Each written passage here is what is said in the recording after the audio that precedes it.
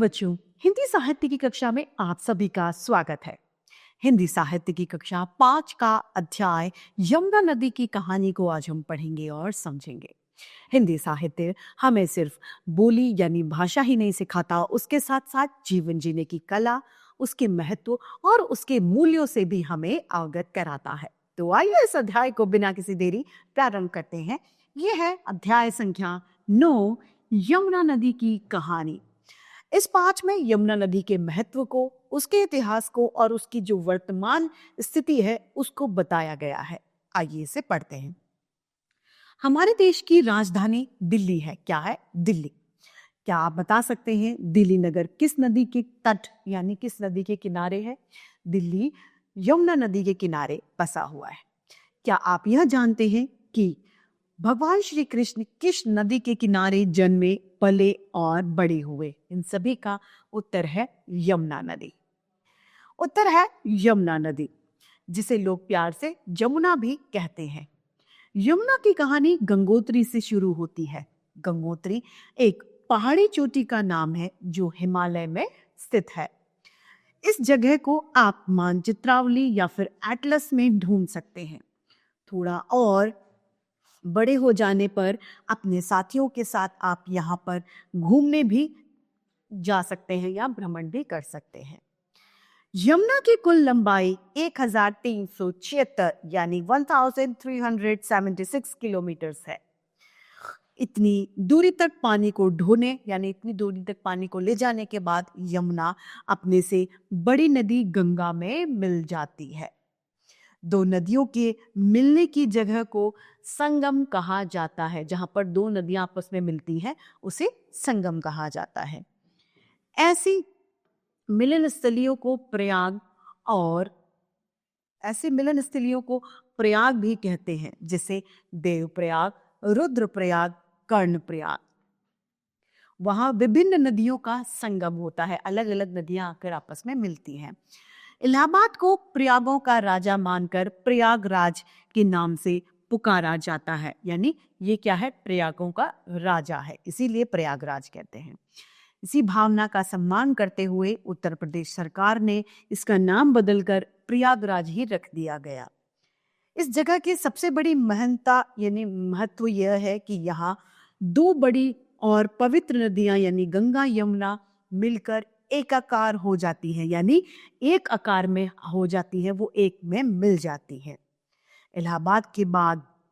इलाहाबाद के संगम को त्रिवेणी के नाम से जाना जाता है, क्योंकि यहाँ किसी जमाने में 3 नदी गंगा, यमुना और सरस्वती नदी आकर यहाँ पर मिलती थी।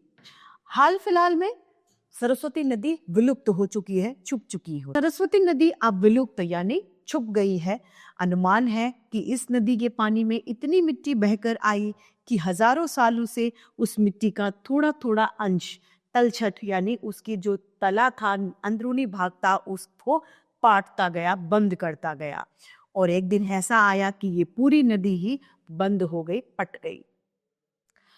यदि सरस्वती नदी की तलछट की सफाई यानी उसके अंदर की जो सफाई है उसके किनारे रहने वाले लोग नियम से करते रहते तो कभी भी पूरी की पूरी नदी गायब नहीं होती, ऐसी कोई नौबत ही नहीं आती। सोचो कि नदी के गायब हो जाने से उसके किनारे बसे हुए गांवों पर क्या बीती होगी। फसल की सिंचाई के लिए पानी नहीं, मनुष्य और पशु को पीने के लिए भी पानी नहीं, नहाने धोने और सफाई के लिए भी पानी मौजूद नहीं है। उत्तराखंड के टिहरी गढ़वाल के पर्वतीय इलाकों में उछलती कूदती पहाड़ी नदी के रूप में बहने के बाद यमुना पौंटा साहब के पास हथनी कुंड नाम की जगह पर मैदानी क्षेत्र में प्रवेश करती है। हथनी कुंड तक यमुना का पानी तेज रफ्तार से आगे बढ़ता है। इस रफ्तार की जो ध्वनि है यानी जो चलने की आवाज है उसे दूर से ही आप सुन सकते हैं, पानी के कलरव की आवाज आती है। हथनी कुंड के बाद हरियाणा के यमुनानगर, करनाल, पानीपत, सोनीपत होते हुए ये दिल्ली की सीमा में अंदर प्रवेश होती है यानी अंदर घुसती है। दिल्ली के बाद ये फरीदाबाद, पलवल, मथुरा, आगरा, फिरोजाबाद, इटावा और हमीरपुर होते हुए इलाहाबाद में इसकी यात्रा पूरी समाप्त हो जाती है। जो नदी बहते बहते समुद्र में जा मिलती है उस नदी को स्वतंत्र नदी कहा जाता है। जैसे कि गंगा, गंगा एक स्वतंत्र नदी है जो बहते बहते अंत में समुद्र में जाकर मिलती है। ऐसी नदियों के बीच ऐसी नदियों में बीच बीच में दूसरी नदियां भी मिलती रहती हैं। बीच बीच में आ मिलने वाली नदियों को सहायक नदियों के नाम से जाना जाता है। जो बीच में आकर स्वतंत्र नदियों से मिल जाती हैं वे नदियां कौन सी हैं? सहायक नदियां। गंगा नदी की सहायक नदी के रूप में यमुना का एक विशेष महत्व है। हर नदी का एक जल ग्रहण क्षेत्र होता है। जल ग्रहण क्षेत्र उस सारे क्षेत्र को कहते हैं जहां से नदी में पानी आ सकता है। अतः जल ग्रहण क्षेत्र की हर मानवीय गतिविधि नदी के जल को प्रभावित कर सकती है। यमुना नदी का कुल जल ग्रहण क्षेत्र 3,47,848 वर्ग किलोमीटर है, जिसमें 6 राज्य शामिल हैं। इन राज्यों के नाम है उत्तर प्रदेश, हिमाचल प्रदेश, हरियाणा, राजस्थान, मध्य प्रदेश तथा दिल्ली। ये 6 राज्य इसमें शामिल हैं। यमुना की मुख्य सहायक नदियों में चंबल, हिंडन, टॉन्स, बेतवा और केन नदियां हैं। इसमें चंबल सबसे बड़ी नदी है। दुनिया में प्रतिवर्ष लगभग 100 अरब किलोमीटर जल बहता है। कुल प्रवाहित जल का 80% भाग 3 बरसाती महीनों में बह जाता है। इसीलिए अन्य ऋतुओं में यानी अन्य जो मौसम होते हैं उसमें यमुना नदी में कम पानी रहता है। सम्राट फिरोज शाह तुगलक ने यमुना से निकलने वाली पहली नहर खुदवाई थी। किसने खुदवाई थी? सम्राट फिरोज शाह तुगलक ने, जो कि हरियाणा के हिसार तक जाती थी। बाद में बादशाह अकबर ने इसकी एक शाखा दिल्ली तक खुदवाई। अंग्रेजों ने इसकी मरम्मत करवाई और इसे पश्चिमी यमुना नगर नाम दे दिया। यह नहर हथनी कुंड के पास स्थित ताजेवाला बैराज से शुरू होती है। यहीं से पूर्वी यमुना नहर भी शुरू होती है। आगरा नहर दिल्ली स्थित ओखला बैराज से शुरू होती है। क्या आप ये बता सकते हैं कि नदी में नहरें क्यों बनाई जाती हैं? इसका क्या कारण है? जिस क्षेत्रों में नदी का पानी नहीं पहुंचता वहां पर पानी पहुंचाकर लोगों की ये जरूरत पूरी करती है। इसका एक कारण ये है। दूसरा कारण यह है कि बरसात में जब नदी में बाढ़ आ जाती है तो बाढ़ के पानी को नहरें अपने आप में रोक लेती हैं, यानी पानी बहुत ज्यादा ओवरफ्लो नहीं होता, स्थिति भयावह नहीं होती। अन्यथा यह अतिरिक्त पानी तबाही ला सकता था। और तीसरा कारण यह है कि मुख्य धारा द्वारा अधिकांश पानी समुद्र तक नहीं पहुंच पाता। समुद्र में पहुंचने के बाद वो पानी खराब हो जाता है। तो ऐसा नहीं होता। नहरों के जल द्वारा मैदानों में ही पानी इस्तेमाल के लिए रोक लिया जाता है। इसीलिए नदियों में सहायक नहरें बनाई जाती हैं। पिछले कुछ वर्षों से यमुना नदी के पानी में प्रदूषण की समस्या बढ़ गई है। पानी में बाहर से डाले गए अपशिष्ट पदार्थ यानी कचरा और मलमूत्र जैसे गंदे पदार्थ पानी में मिलकर पानी को खराब कर देते हैं। इससे जल उपयोग लायक नहीं रहता। इसी को ही जल प्रदूषण कहा जाता है। साफ सुथरा जल स्वास्थ्य के लिए बहुत आवश्यक है, अत्यंत यानी बहुत आवश्यक है, पर अब यह दुर्लभ वस्तु हो गया है।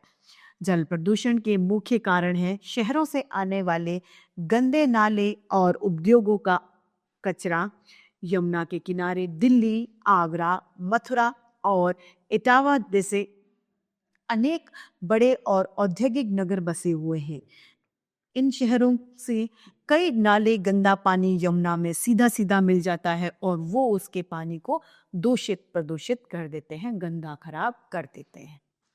शहरों की नगरपालिकाओं और नगर निगमों का यह कर्तव्य है कि वे अपने शहर के गंदे पानी को साफ करने के बाद ही उसे इन नदियों में डालें।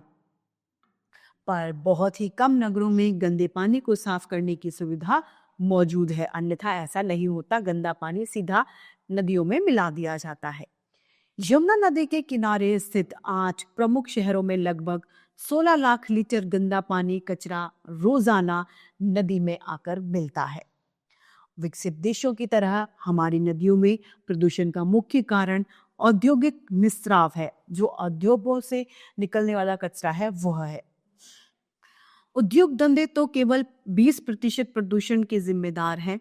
शेष 80% तो जो है वह घरेलू मल जल और शहरी कचरे के कारण है। शहरी कचरे या मल जल में मुख्य रूप से कार्बनिक पदार्थ होते हैं जो पानी में मिलने पर ऑक्सीकृत होते हैं, जिसे बोलचाल की भाषा में हम क्या कहते हैं, सड़ने लगता है, लेकिन वैज्ञानिक भाषा में इसे ऑक्सीकरण कहते हैं। जल में वायु की अपेक्षा ऑक्सीजन की मात्रा कम हो जाती है।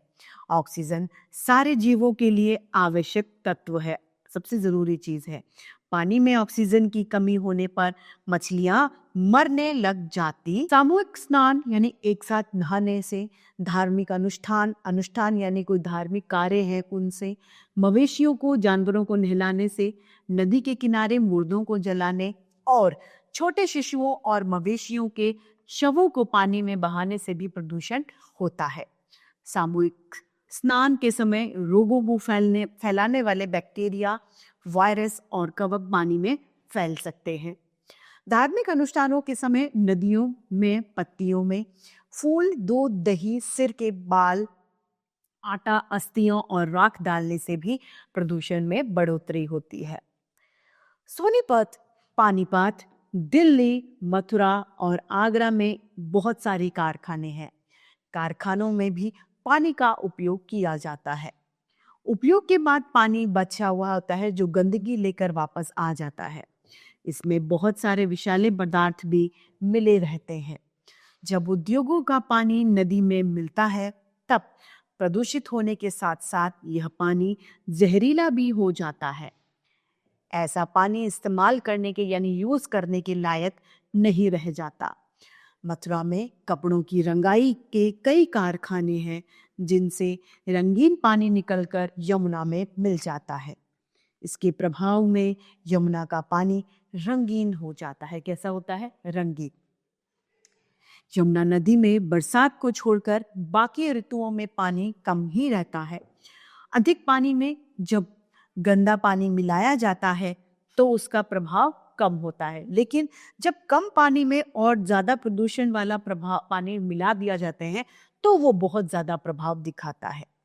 यमुना नदी की स्थिति भी ऐसी ही है, क्योंकि यमुना नदी का पानी कम है और उसमें और ज्यादा गंदा पानी मिला दिया जाता है। पिछले कुछ सालों में यमुना नदी की सफाई के लिए बहुत सारी योजनाएं बनाई गई हैं। भविष्य में यमुना नदी संभवतः कुछ साफ हो जाएगी। हम सबका कर्तव्य है कि नदियों को साफ रखने में हम मदद करें। नदी के किनारे या नदी में बेकार की चीजें नहीं फेंकनी चाहिए। तो इसी के साथ में हमारे हिंदी साहित्य की कक्षा आज यही समाप्त होती है।